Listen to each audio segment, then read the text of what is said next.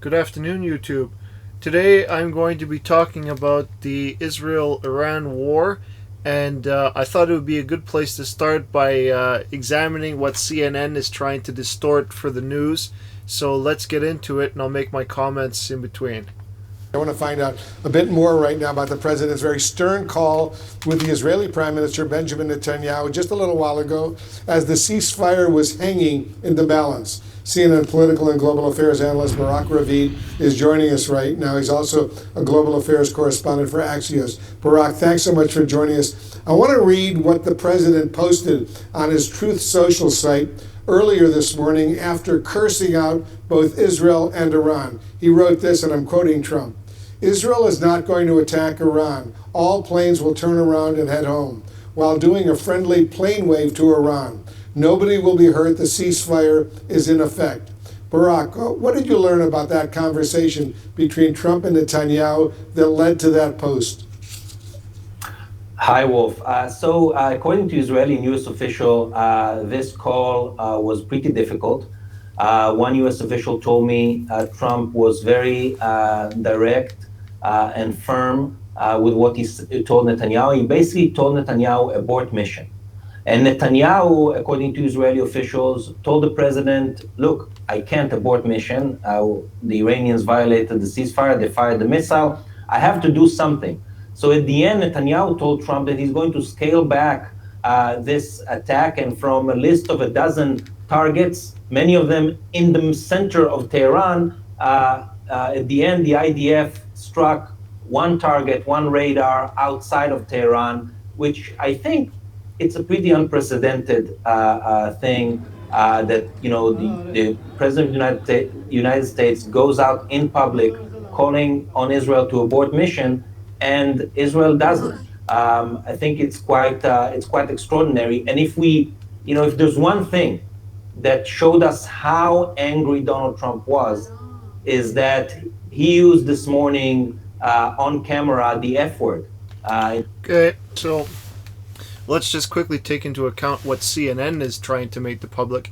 This headline, for starters, Trump doesn't know what the F they're doing, of course, is an attack against him. And then this fellow right here, Barak Ravid, of course, this guy has been hired from Axios to talk badly against Trump and make more commentary, make more problems about his language. His language comes from the idea that he is very upset about this. And why is he upset? Trump wants peace in the Middle East. He wants everybody to do business. He doesn't want war. And now Iran is stoking the war. Israel is stoking the war. Trump said just a few hours ago, he said, he blames them, but he doesn't really blame them because, it's the order comes through and it's like there are already people on the ground initiating their plans. So you cannot just say, it's going to happen overnight. You have to de-escalate the situation, and I think that's what Trump is doing right now. With CNN, of course, everything is designed to paint Trump in a negative light no matter what. So let's continue on. In the context of the Israel-Iran war.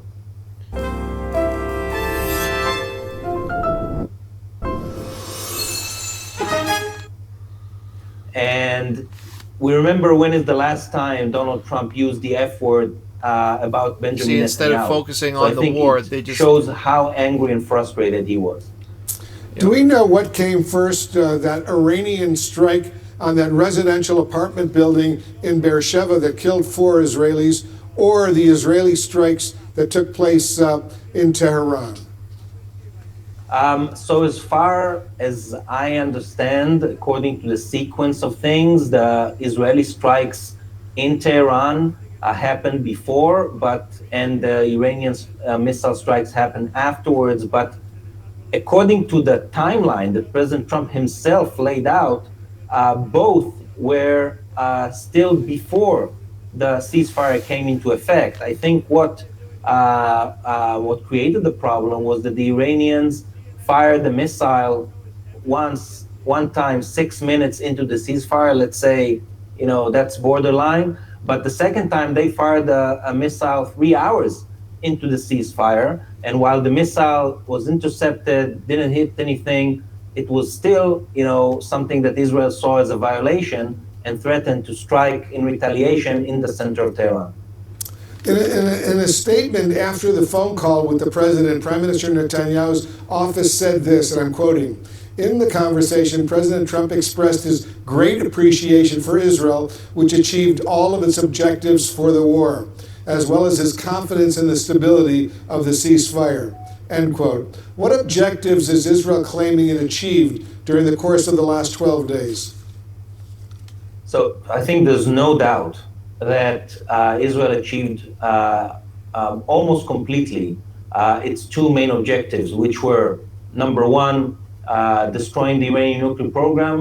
I think the program, even if it's not 100% destroyed, it has been severely damaged, and it would take the Iranians a long time to bring this program back to a place where they can even try to produce a nuclear weapon.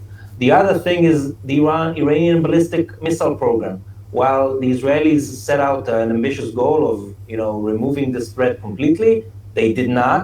But they, I think, degraded Iranian ballistic missile capabilities significantly. At least 50%, maybe even 60% of Iran's launchers were destroyed. A lot of Iran's ballistic missile production lines have been destroyed, and Iran is in a different place on its ballistic missile capability today.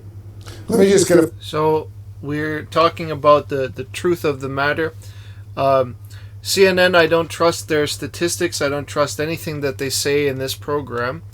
But I can concur that the amount of damage done to their nuclear program and capability was tremendous damage. It was catastrophic damage for them, as he said, which I agree with. It will take them years and years of rebuilding to get that program back online, and that's providing that the Americans don't have another strike again, which is of course impossible. It's very feasible that the Americans will strike again, but in interest of the ceasefire, I think that Trump is trying to de-escalate the situation. He's not trying to create more warmongering. He's trying to get two sides away from war. And one thing about this, the CNN reporter, which, they point out, they destroyed the 50 or 60% of the ballistic missile, the launchers and whatnot, which is excellent. Basically, nobody in America that they don't want to see Iran have any kind of nuclear capability. We don't, in the world even, you don't want to see Iran with that kind of nuclear weapons capability. And I have to commend the B-2 bombers, the pilots, everybody that worked in that operation. As I understand, they were in the air for like 22 hours. This is a big mission. They don't sleep. They perform their mission and they come back home. But they were very successful in hitting the targets and absolutely decimating the Iran capability to make nuclear weapons. So, or even the potential for. So we'll just listen here to Trump as he addresses the media. Sides accuse each other for violating the ceasefire. So I think they both violated it. I'm not sure they did it intentionally. They couldn't rein people back. That's right. I don't like the fact that Israel went out this morning at all, and I'm going to see if I can stop it. So as soon as I get away from you, I'm going to see if I can stop it, okay? How confident are you I think it's been completely demolished. I think the reason we're here is because those pilots, those B-2 pilots, did an unbelievable job. And the fake news, like CNN in particular, they're trying to say, well, I agree that it was destroyed, but maybe not that destroyed. You know what they're doing? They're really hurting great pilots that put their lives in the line. CNN is scum, and so is MSDNC. They're all, and frankly, the networks aren't much better. It's all fake news, but they should not have done that. Those pilots hit their targets. Those targets were obliterated, and the pilots should be given credit. They're not after the pilots, they're after me. They want to try and demean. think that Iran can rebuild its nuclear program? Iran will never rebuild its nuclear. From there, absolutely not. That place is under rock.